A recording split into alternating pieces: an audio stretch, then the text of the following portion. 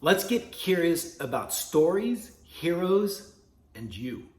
So today's what if question is, what if there were no stories? Why do you enjoy stories? Do you ever think about that? To have fun, to laugh, to be scared, to imagine, or just to relax enough to fall asleep? You see, people love stories for all those reasons and more. But have you ever wondered how stories got their start? Many of the stories we read today were built from stories of the past. The more you read, the more you'll discover that certain characters and plots are very similar across many stories. For example, what if Harry Potter and Katniss Everdeen have a lot more in common than you realize? Some even believe that every story we read is more or less the same story, just told in different ways. What's the story that's being repeated? Well, change. In a happy story, a funny story, a scary story, or a sad story, the main character always goes through significant changes by the end. People who study stories believe this is to reflect the changes we go through in life. Reading these stories can then prepare us for the changes we face. Well, what if stories are life? What if your life is a story and you're the hero? We have a great activity that we're going to use for this idea of what if there were no stories. But before we do, I want to do a little deeper reading and learning from the book of What If on the person and the writing that inspired a lot of this. So I don't know if he's pretty popular now, so maybe you've heard of him, but have you heard of Joseph Campbell before? So it says Joseph Campbell, Luke Skywalker's other father. The hero's journey is a concept advanced by anthropologist Joseph Campbell in his book, The Hero with a Thousand Faces. It was this book and Campbell's work studying and connecting the myths and stories of humans across the earth and across the history of humanity in it that guided George Lucas in his writing of Star Wars. Lucas said, "I consider him, Campbell, a mentor. He was an amazing scholar and an amazing person.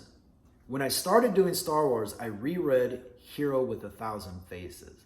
So people wonder, wow, how did George Lucas come up with this great idea for Star Wars? Well, what if it started by his curiosity in reading a book? You see, Campbell also left several suggestions on how anyone can live life like a hero. And here are two. First of all, life is without meaning. You bring the meaning to it. The meaning of life is whatever you ascribe it to be. Being alive is the meaning. Secondly, a hero is someone who has given his or her life to something bigger than oneself. So see what you can do with these two takeaways from Joseph Campbell himself about being a hero. First of all, remember, what if life is no meaning? What if you bring the meaning to life? And secondly, what if a hero is someone who gives his or her life to something bigger than oneself? And ask yourself, all right, well, you are a hero. What are you giving your life to that's bigger than just you? And we have an activity in the book called A Hero's Journey. I'm blogging. This will be on the blog, so if you can't write down fast enough, or if you need this sometime that you're offline, feel free to go to the blog at What If Curiosity under What If There Were No Stories, and you'll find this entire Hero's Journey activity written for you. So below is a list of the typical stages heroes go through during a story. Think of your favorite story.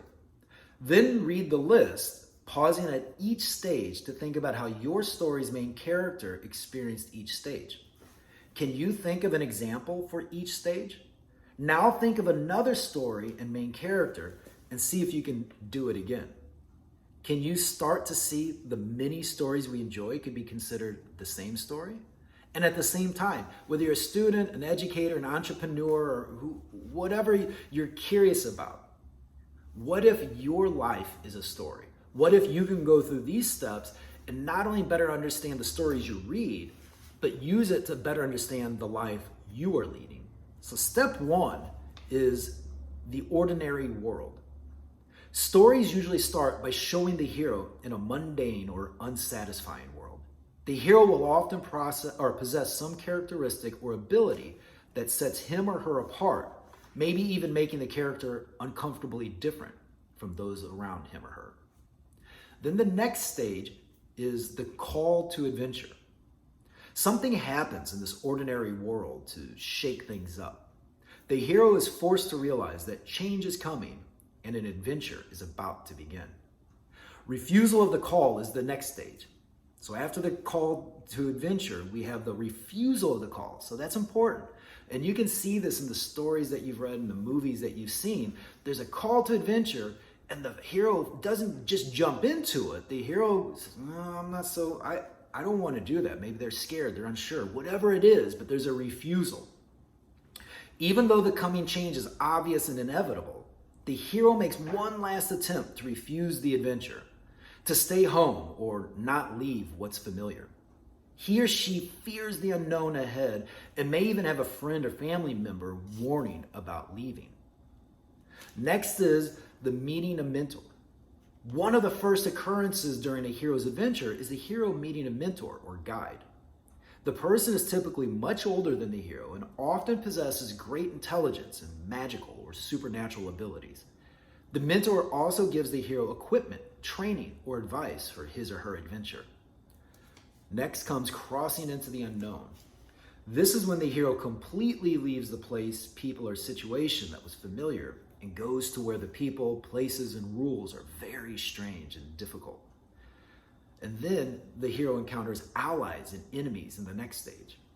Once in this new world of the unknown, the hero encounters other people who then become his or her allies or enemies for the course of the adventure. Right? Heroic journeys are rarely, if ever, a solo experience. Then comes the stage of fear and death. At some point along his or her adventure, a hero comes close to death or must confront his or her greatest fear. Right? You've done that before, right? You've encountered some great fear before. And maybe while it didn't literally kill you, it may have scared you to the point of inaction or not doing anything or fear for something bigger than yourself. Heroes face the same thing. But then comes the reward. After overcoming this great fear or escaping his or her death, the hero is rewarded. Often this is an object or treasure. The hero shows great joy, and others might celebrate this achievement, but the adventure is not over. Because next comes the return. After this adventure, this journey of the hero, we have the return. Once the hero has his or her reward, it's time to return home. The hero now begins the journey from this new world back to the place where he or she is from. And then once back, we have the next stage, which is rebirth. So during the hero's return, he or she must now use what was learned along the adventure and possibly the reward acquired to overcome one more obstacle, often facing death again, or some sort of great fear that you have. But this time, he or she is more prepared to face the challenge and appears to be a new person as a result. And lastly, we have the stage return with the reward. The hero is now home, or where he or she was before leaving on the adventure, and returns a transformed person. The hero is like a person living in two worlds, back to what is familiar, but with the learning obtained from something new. See, something changed, right? This allows the hero a new freedom. All may not be awesome, but the hero has changed and is ready for new challenges and adventures. So with that, you can start looking at your own life as a story. And the more you start looking at your own life as a story, and you as the hero, what if that allows you to take even more control so that your daily tasks or challenges or even fears aren't something to be afraid of, but to overcome?